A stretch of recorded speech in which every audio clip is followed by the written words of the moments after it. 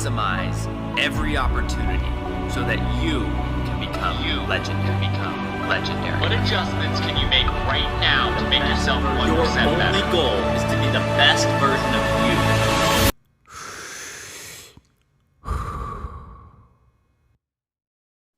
Janet, welcome to Becoming Legendary. How are you today? I'm doing great. How about yourself? Pretty darn good. Pretty darn good. Can you do me the favor of introducing yourself to the audience? So anybody who doesn't know who you are, can you just give us the 30-second to 75-minute intro? Sure. I'm Janet Lee, and I'm a health educator. Basically, I've always been a teacher all my life, and I knew that from the youngest age. And so I went into education and am still in it. I'm a health coach, wellness coach. I specialize in plant-based nutrition. And I just really find a lot of joy in helping people find balance in their life and finding what works for them and, you know, really leaning into those plants because they're amazing. Happy to be here. Plants I knew you guys would get along well. Plants rock. Yes, they do. What is it specifically about plants that you're drawn towards? You know, I think it's the vitality of them. I mean, they're pure, they're so close to nature. I mean, nature creates it. So you have this just beautiful mix of sun and chlorophyll and vibrancy and vitality that you get from it. And, you know, there's not a lot of labels on it. I like that. It's just, you know, you pick up an apple or some vegetables and you prepare them in multiple ways. I'm a raw foodist and a vegan, so there's lots of ways to prepare different kinds of vegetables and, you know, mix them together in different ways, and they're amazing. They make me feel alive because they're alive, really is probably the premise for me. And then when did the raw veganism start? Because you were such an instrumental guide in my wellness and nutrition path. You sort of helped to jumpstart that, Janet. And my relationship now with plants has changed.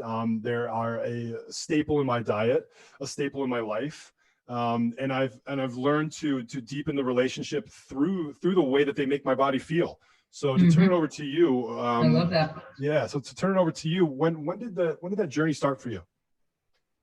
You know, it happened over time. Like maybe with lots of people, I didn't have like a dramatic change, although there were different snapshots in my life that led me to it.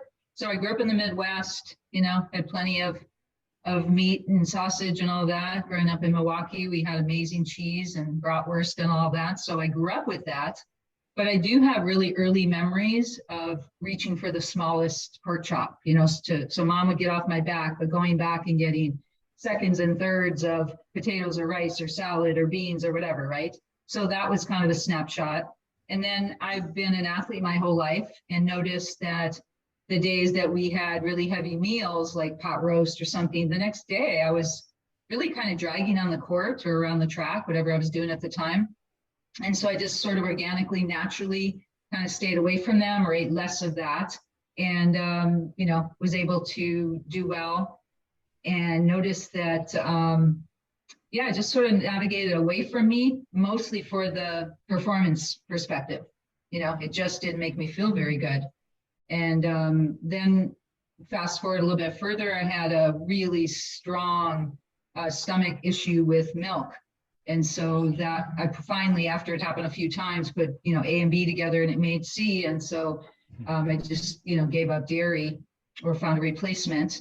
And, you know, along the way, people would introduce me to, you know, to more plants and, you know, I would incorporate them. I've always enjoyed them. I did go to massage school in 1986. And down the street from school, we would go to the co-op and they had a raw cafe. And that was probably my first experience to, wow, there's a different way to eat. And I had a spiritual experience, I say. One day we went for lunch and I ordered the living lasagna. And I always made lasagna plant-based and enjoyed it. So I got the living lasagna and I really feel like I had this epiphany. Like I really remember saying to myself, this is how food is supposed to taste. And I could just feel almost like my cells were just like, yes, you found us. We're here for you, you know? And unfortunately, that cafe closed shortly after that. But, along the way, just finding different people. I was introduced from a friend to his girlfriend was a chef. And so I, went to some of her classes, then time would go by. And then I just somewhere around 2007 decided that I think I can even feel better than I already do. So I had given up red meat for a long time, was just do maybe turkey at Thanksgiving. Then I gave that up. The only thing I held on to, Brian, was fish. And that's because I never had any physical response from it. And it was also socially acceptable, Sure. right? If I came over, oh, thank God she eats shrimp, or thank God she'll have some salmon, right? Right. Like, I've never looked malnutrition, I don't think. But anyway, then finally in 2007, I said, you know what, I'm going to experiment some more. And so I kind of did a dance for about 6 months in 2007 with the intention that on January 1st, 2008, I would go vegan. And I did that. But little did I know that on that same day, I actually went 100% raw, because you're already 99% of the way there, right? There's Sure. no dairy, there's no meat products of any kind. And really the only difference is whether you're heating food or not. And me being over a stove or over in the oven really didn't appeal to me anyway. So to me, it was the perfect mix right there. And so I was 100% raw for 16, 17 months. And then right around that 18th month, my body just said, let's have a little bit of cooked food. And so I've been raw vegan all of that time. So at the end of this year, it'll be 14 years that I've been raw vegan. Wow. Yeah, it's been amazing. That is. It's you have such a fascinating story. Like, and one of the ones I was doing some research on your LinkedIn page and diving a little bit deeper into you, right? And I want to kind of rewind just a little bit. You would touch on the Oasis of Healing, the Cancer Treatment Center, briefly in the teachings and whatnot that that we share that I gained from you, but more specifically, like what was your biggest takeaway from that? And can you explain a little bit more about what you did? Because I think the work, especially these days, right, when people are suffering so much from the sad diet, the standard American diet, right? So what were you doing in that line of work specifically that was able to heal some of the people you work with? Okay. I was in a corporate job, but always on the side, I always had something else going. And my other thing going was always around health and wellness, always helping people, always doing whatever I could to help them just be happier and healthier and that. So I was doing that. And then I left the corporate job finally after 17 years. I'd been wanting to get out, and finally the universe said it's time. And so I left there, and a friend told me about a woman that was going to be doing a demo at Whole Foods, and I went. And afterwards, I was talking to Colleen. That's the person who was doing the demo, and we just got to talking, and we clicked right away. Like, she was raw vegan, she was kind of doing what I wanted to do. And I said I was looking for work, and so she told me there was an opening at the center. So I went down there, and because I had definitely some schooling, I hadn't gone to gotten more schooling at that point yet, but I had a lot of experience. So when I went in and we were talking, it was like we're talking now. Like, I lived that lifestyle, and that's why I got hired. They're like, the food you're making is great. No, you don't have a ton of credentials at this point, but you know what? You know your stuff, and you're walking the talk.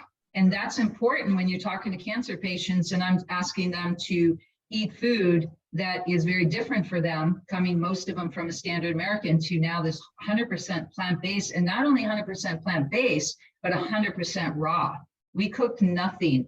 Everything we made on campus, on the site, was we made. So if we had ketchup with our, fries that we made, it was in the dehydrator, and we made the ketchup. We made the mustard. We made everything. And so to answer your question, it was the most amazing personal and professional experience I could have gotten. In the 4 years I was there, I was an educator. I was a kind of a coach where I was making sure their accountability was being done. I was kind of the conduit between the staff, the medical staff, and the person, so I could kind of explain and say, well, this is what they want you to do. Took them on store tours, to teach them how to read labels and what to look for. Because once they left the center in downtown Mesa, then they would go back to their state or country, and they didn't have what we had always. So it's like, educating them was a huge part of it.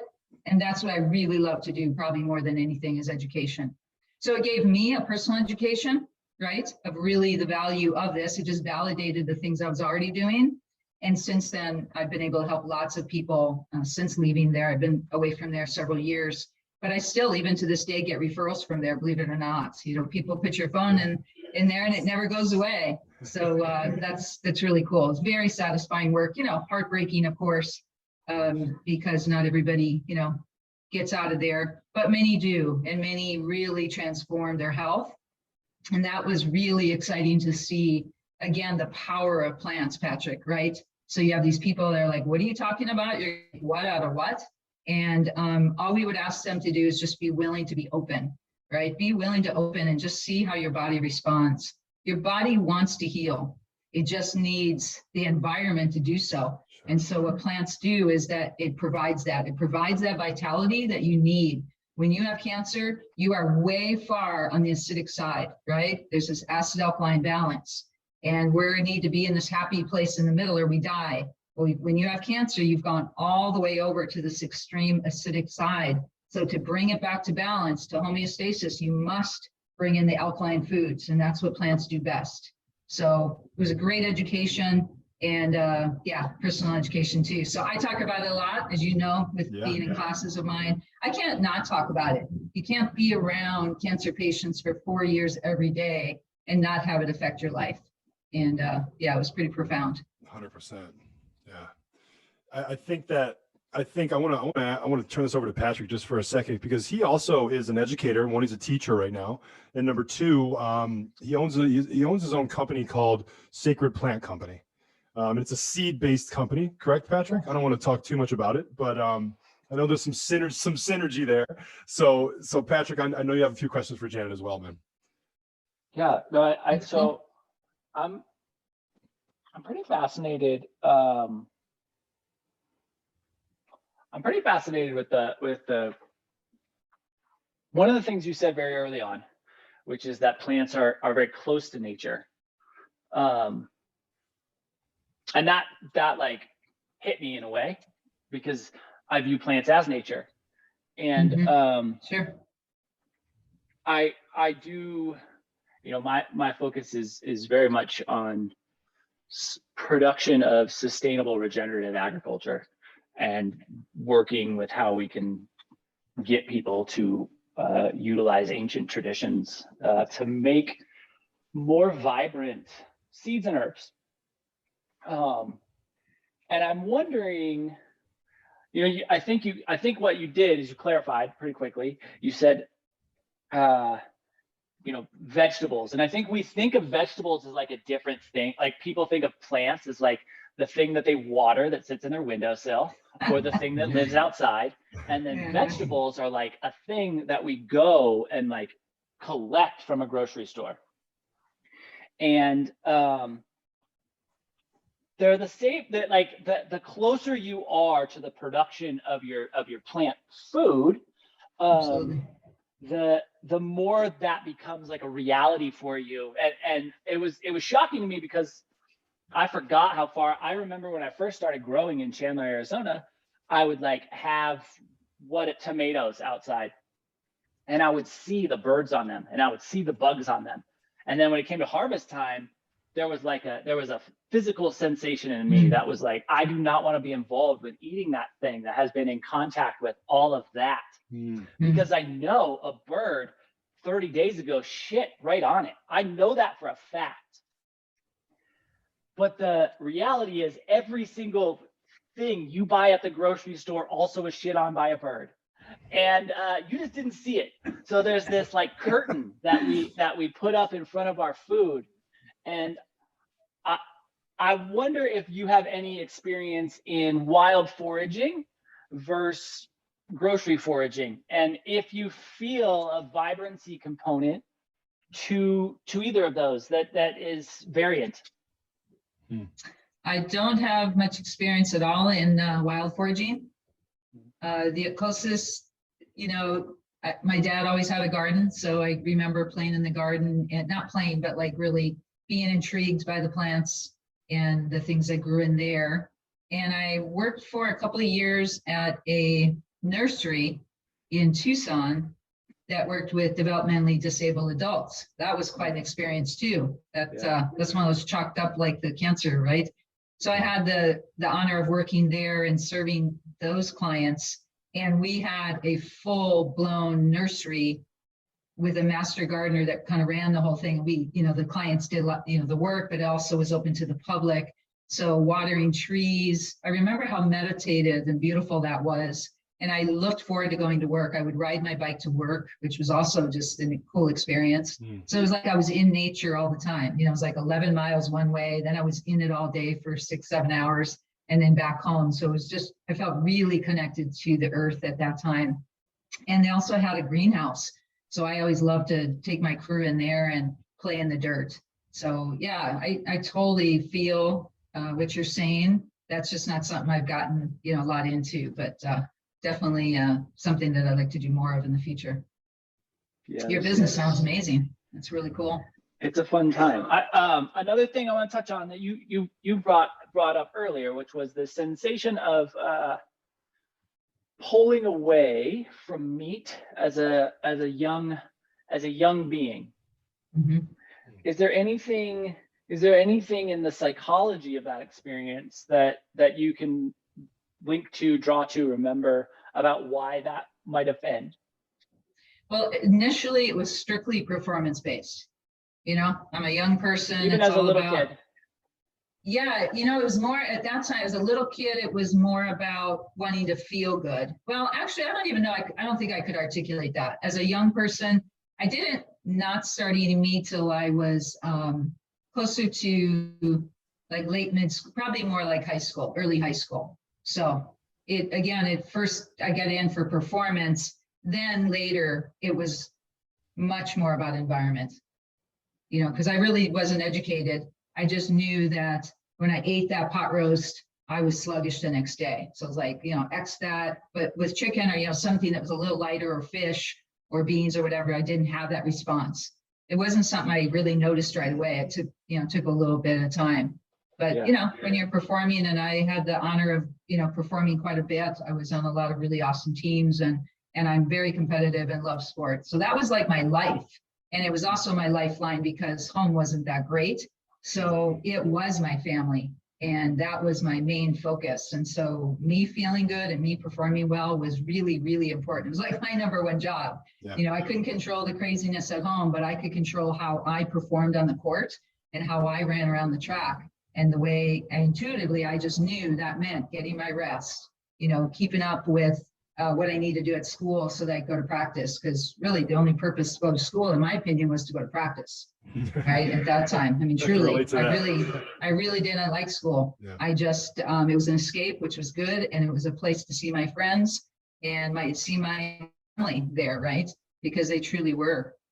So that's how I would say, Patrick, is that, it wasn't anything life shattering at that time, but still, when you look at it from a performance, and now with, with the movie Game Changers that came out a few years ago, they proved a lot of that. And we continue to know the power of the plants, but also what meat does to you. So, it's not to bash anybody, but, there's the whole environmental component and how the animals are treated, and how putting that energy in my body just doesn't, just has never really resonated with me. Yeah. So I will say, I think this is an important piece. I have never, much to the chagrin of my parents, but since I was essentially able to make any cognitive decision, I have not eaten meat, and I have refused it from it being offered as a little kid until this day.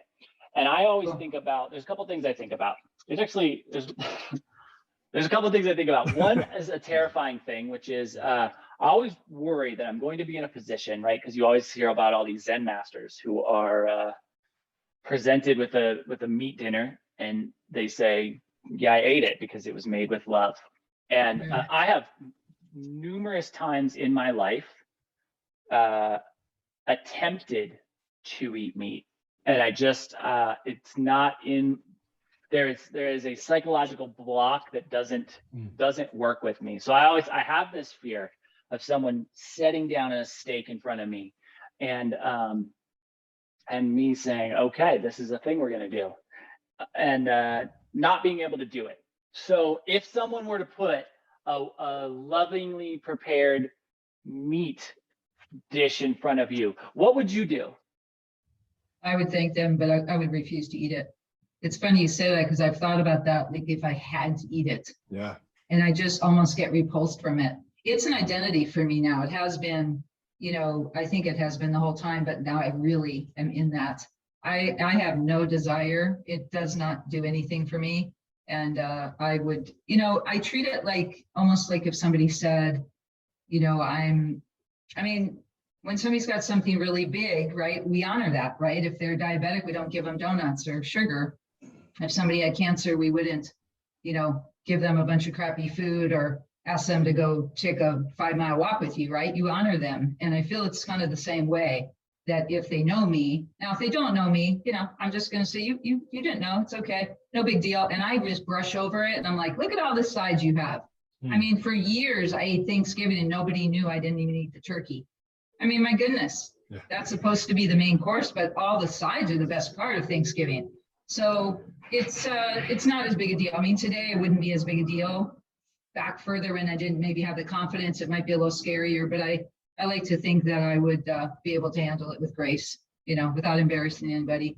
But today, because there's so many people and veganism and just all different kinds of diets are so much more prevalent, part of everybody's, daily vernacular, I don't think would be an issue. But definitely 10 years ago, people would think there's something wrong with you, or they'd be totally offended. And I like to think that today that wouldn't be quite as bad. But yeah, good question. That's super interesting to me because I've been, Janet knows a little bit about this story, and Patrick, you of course know in depth, but recently about 16 months ago now, I think I was clinically diagnosed with rheumatoid arthritis. And in that journey, one of the nutritionists I was seeing recommended that I go vegan. So I tried that out for about 5 or 6 months. And over that time, my conditions of the rheumatoid arthritis continued to get worse. So it was, and then I switched to more of a ketogenic diet, focusing on really quality meats. We source our meats from a place called Belcampo Meats, which is like does regenerative farming. They do it's responsibly butchered, all of that. So and a combination of different therapies that I do as well as with the eating have calmed down my symptoms. So it's but I can also relate to what you guys are both saying, because when I switched from the vegan menu to the meat, there was a resistance. There was almost a fear. It was a subconscious thing that was happening to me, and it wasn't meat. Just recently, over like the past 2 or 3 months, have started tasting like it's supposed to taste, I think, to me, like better, nourishing, right? And so I can even sense, like when I eat like a carbohydrate or any sort of vegetable, that I can feel inflammation in my body start to gather.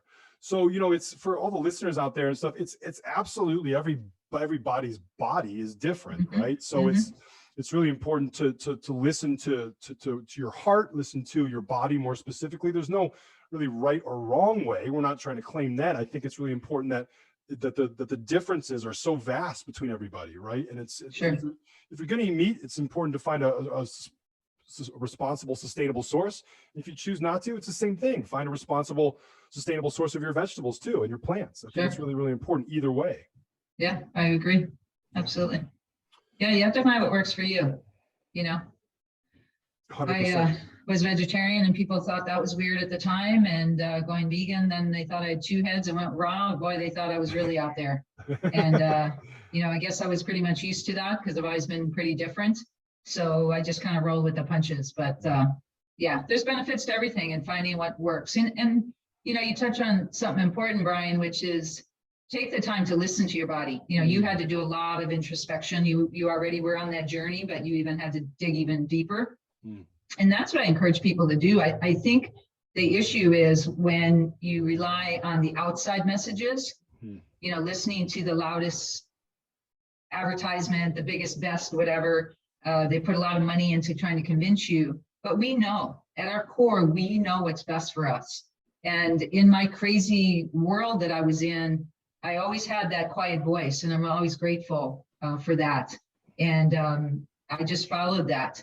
And I encourage people to just follow that. Don't listen to other people. Find out what works for you, but experiment.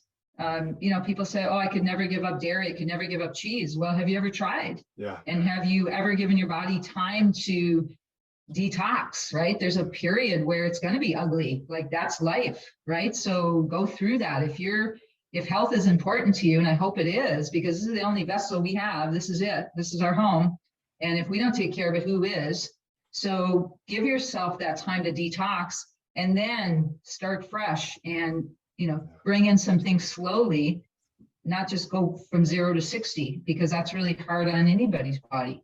And mentally, you have to get your head wrapped around things. 100%. So I just encourage people to take the time to go inside and then find the healthiest option you can, because spending money on the healthiest, you're going to spend more, but you get more nutrition from it. You get better yield. You get overall health benefits. And as you know, I say in class all the time, pay now or pay later. That's it. So, you know, that's the name of the game. You're gonna pay those doctor bills now and save on the cheap food, or you're gonna buy expensive, you know, mindful Absolutely. food and save on the doctor's bills in the end. Absolutely. Yeah. You spoke of your inner voice. Mm-hmm. So how, I've always wanted to ask you this question, but I've never found the appropriate timing. So here goes. So how does Janet Lee, how do you cultivate that inner voice? Because I can tell by your posts, I can tell by your energy, I can just tell by being around you that the inner voice is what guides your life, right? And I'm getting goosebumps talking about this, because it's the more conscious and the more that I've walked the walk, right? And not only talked the talk, but really walked it. The inner voice for me has become not a small voice anymore, but a loud voice. And it's like the loud voice is my guide star. So, and I could go on about my practices, but I'm not here to talk about me. I want to know about how you cultivate that inner voice inside of you. Such a great question. You know, it's always there. We all have it. It's just whether or not we listen. And when I was younger, I didn't listen. I was just surviving. And so I grew up in an alcoholic home, for those of you that don't know. And so it was a tricky situation. But I grew up Catholic, and I'm grateful for that. I'm kind of a recovering Catholic, I like to say now. But what it did was it gave me a good base. And so the connection that I have to my source, I call God or higher power. So grew up with a God of my understanding, and that really helped me to know there was somebody on my side, because I felt very much alone. Yeah. And made my way through life, and then decided that this chaotic life that I grew up with needed to stop, because it was really disruptive. So I got into recovery. So as an adult child alcoholic, I was in recovery, just full bore. I just dove in really, really hard. And that's why I have the peace I have today. So super grateful for 12-step programs. But in that, Brian, they talk about a higher power. So, you're going along reading, and you're showing up every week and all that. And they talk about this higher power. And, that was like such a comfort. That was like you putting a blanket around me, or you hugging me, right? Because it was like, I know that part. I can do that part. Yes. I already had a connection to God. Yes, I'll call it higher power, whatever. It's that inner connection. And that really strengthened it. So my belief in a higher power and something bigger than myself just got super strong. And it's just been my constant, seriously, like my entire life. Without my higher power, I wouldn't be able to function. So, and then today, being an educator, continuing to be an educator, and I'm a student as well, and always wanting to learn, I'm always just continuing to develop that, right? So I do a lot of self-care things. I have a great morning routine, a great evening routine. All of those things support my wellness. And I'm so good about setting boundaries and saying no, those were two skills I wasn't good at. Yeah. So it's just an ongoing thing. Life just gets better. Every decade gets better. You have more experience to pull on. So I think I answered your question, but it's the trust in knowing that there's something there bigger than you that you can rely on, but it's also feeding it on a daily and weekly basis, right? You can't just expect nothing to be there. It's just like, if I don't work out regularly, how do I expect to get stronger? It's the same concept, right? You're just continually adding or depositing into that bank of life, or whatever you want to call it. Yeah. Yeah. Beautiful. Yeah, it is beautiful. So tell me about your morning routine. Always have time. Yeah. You know, I look at it in kind of blocks, right? And I know you're really into the morning routine as well. How you set up your day. So how you set up your night is your morning. But my morning always has a quiet time. So like a meditation time. I do tapping, some meditation, always some kind of movement. So whether I go to the gym, I lift weights 3 times a week. I do cardio probably 5 or 6 days a week. So there's always some movement. There's always some quiet. There's always journaling.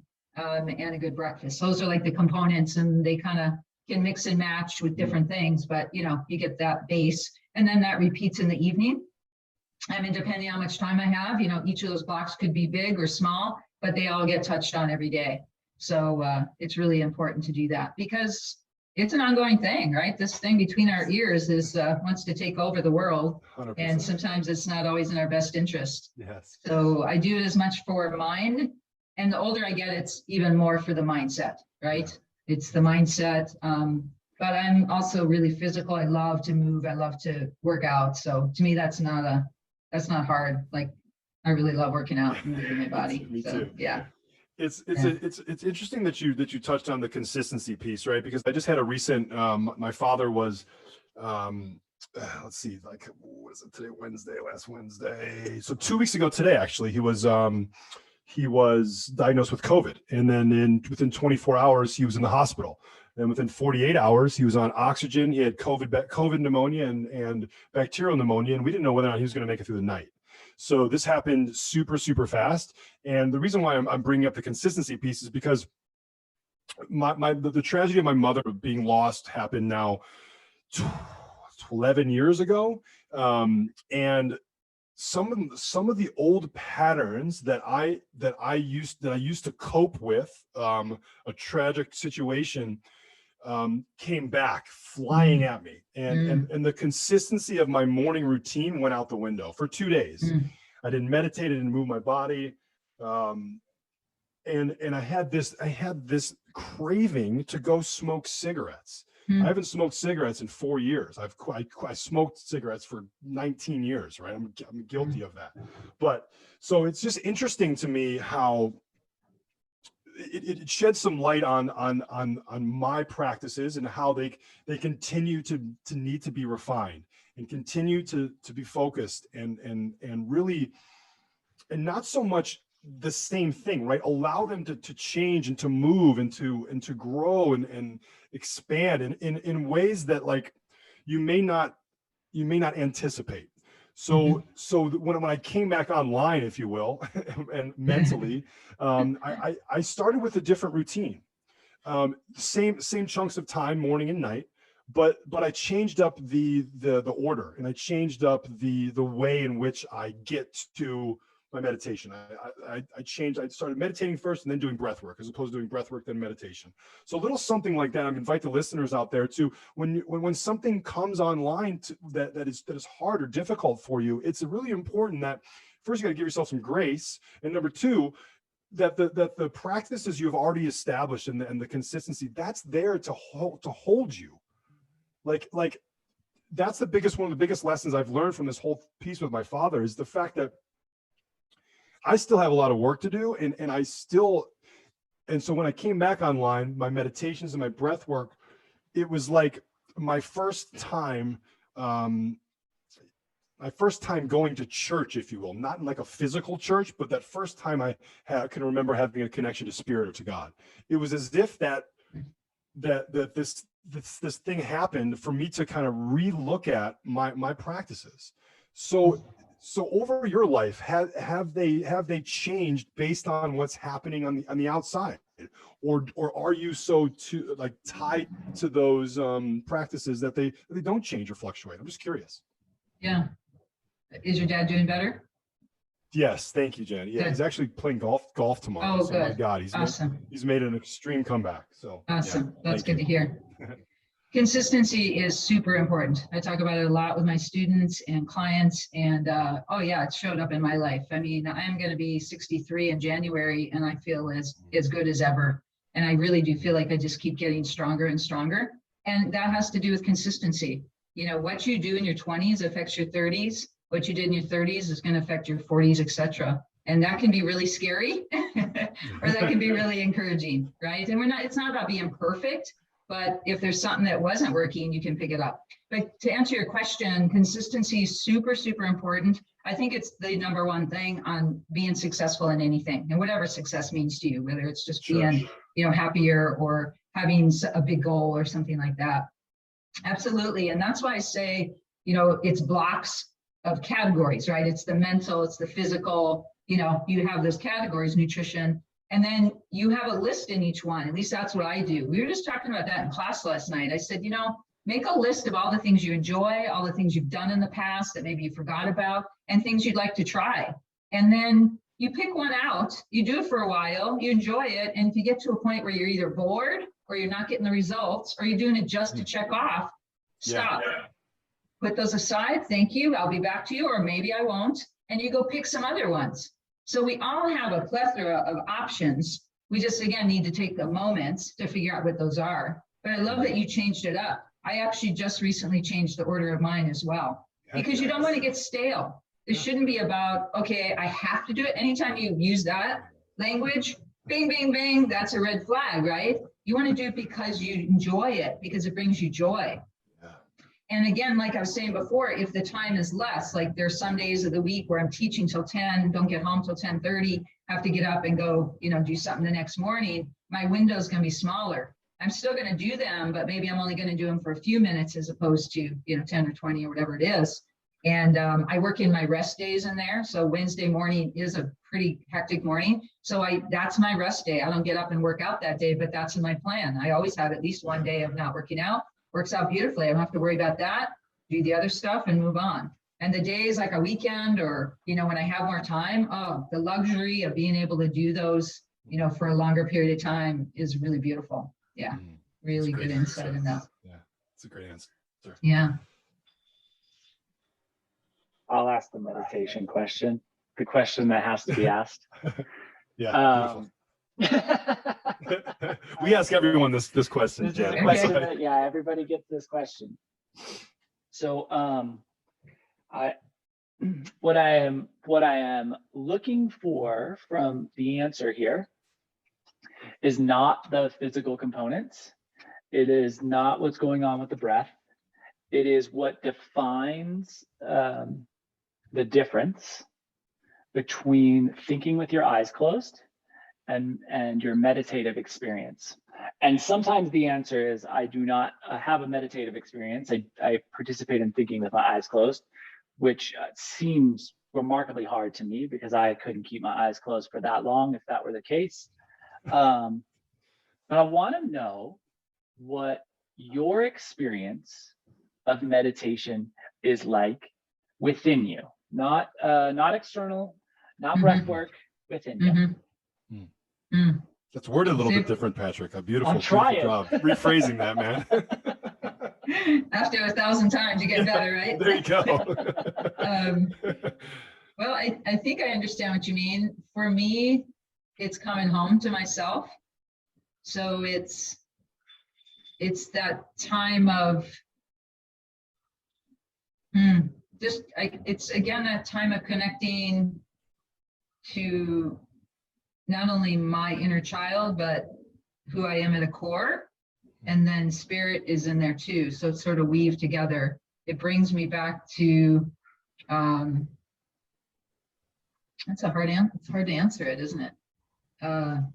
It's a super peaceful way for me to just come back and center without any of the noise. And just seeing how I really am in that moment. But it's not time, I lose track of time and kind of I'll even sometimes come out of meditation and kind of forget where I am.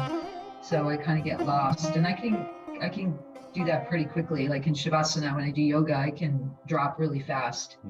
And that's pretty cool. So I don't know if I answered it, but that's my answer. Yeah, thank you. What do you think, Johnny? Did she get the points?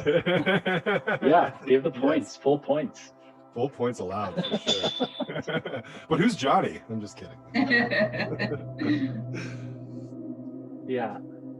Well, yeah, I think that there's been some really fun threads that we've opened up here, and I hope that people will kind of dig into some of the things we've touched on, because I think we've done a really nice job of touching on some new concepts, new ideas, and hopefully we've sparked something within you today. Janet, I appreciate you taking the time to sit with us.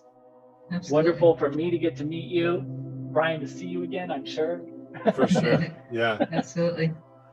So Yeah. I got one more closing question if I could. Yeah, for sure. We always want to be respectful of our guests' time, Janet. So again, thanks for coming on. You're just such a bright light for everyone that you come in contact with. I talk about you and your classes more than I talk about a lot of my experiences at Southwest Institute of Healing Arts. And your energy and your spirit is absolutely contagious. I knew that first night I walked into class, I knew two things. I knew one, I was a little intimidated by you, and I knew number two, you were going to get the best out of me because I understood because you walk the walk and you talk the talk. And when someone around me is doing that, I have to either meet them where they're at, or I just can't see myself ever falling short. So thank you for all of that. And then I'll close with this one question. So what has influenced your life more? Is it the things you've said yes to, or the things you've said no to? I love that. I really feel like both.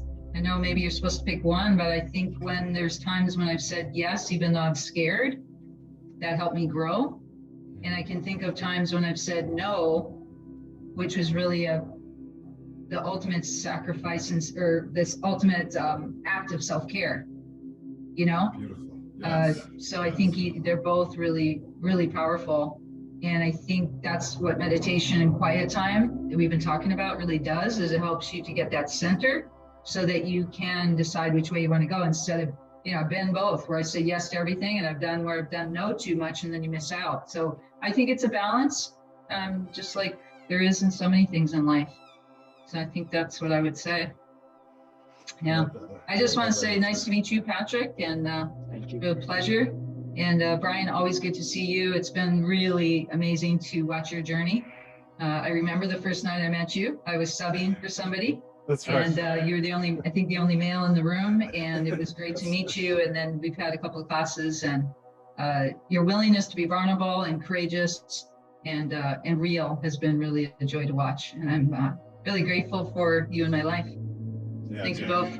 Appreciate it. Thank you. I appreciate you Thank so you. much. I look forward to our paths crossing again sooner than later. Absolutely. Yeah. Have a great day. You too. Thanks, Janet. Bye-bye. Thank Bye. you. Thank you.